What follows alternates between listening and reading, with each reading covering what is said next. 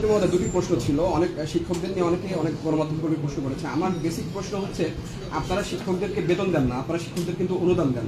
এই অনুদানটা পেতেও শিক্ষকদের মাসের 15 তারিখ পর্যন্ত অপেক্ষা করতে হয়। আপনারা ইএফটিতে বেতন দিচ্ছেন ঠিকই, সরকারি কর্মচারীরা বা কর্মকর্তারা ইএফটিতে বেতন পান মাসের 10 তারিখে, কিন্তু এমপিওভুক্ত শিক্ষকরা ইএফটিতে বেতন পান 10 তারিখের পর। আমরা কখনো এমন দেখেছি যে তারা ঈদের বেতনটা, মানে ঈদের আগের বেতনটা ঈদের পরে পেয়েছেন, বোনাসটা পেয়েছেন কিন্তু ঈদের পরে বেতন পেয়েছেন। আপনি যদি গত মাসের পরিসংখ্যাটা ধরেন, গত মাসে কারিগরি শিক্ষকদের বেতন ছাড় হয়েছে, জানুয়ারি মাসে বেতন ছাড় হয়েছে ফেব্রুয়ারি মাসের 16 তারিখে। তো শিক্ষকদের এই অনুদান যে দেন, সামান্যতম অনুদানটা, এই অনুদানটা তারা 10 তারিখের আগে পাবে কিনা, সেই বিষয়ে কোনো ব্যবস্থা নেবেন কিনা, এটি একটি বিষয়। আরেকটি বিষয়, বদলির বিষয়টি এসেছে। এমপিওভুক্ত শিক্ষকদের বদলির কোনো ব্যবস্থা নেই। বদলি নীতিমালা তৈরি করা হয়েছিল গত বছর, সেটি সংশোধন হয়েছে। সফটওয়্যার জনিত নানা সমস্যা, নানা ইস্যু আপনার মন্ত্রণালয় বিভিন্ন সময় দেখিয়েছে ঠিকই কাজ দেখিয়েছে, কিন্তু বদলিটা চালু করতে পারেনি আদৌ।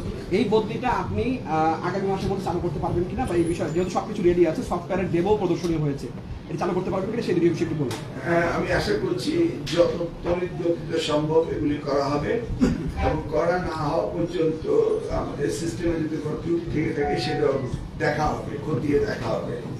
আর শিক্ষকদের বেতন আমরা যদি লেট হয় সেটাও আমরা পর্যবেক্ষণ করে আমরা তড়িৎ গতিতে দেওয়ার ব্যবস্থা করবো। দেওয়ার ব্যবস্থা ছিল, কেন হলো না, যদি কোনো মাস কোনো কারণ হয়ে থাকে সেটাও আমরা বের করবো।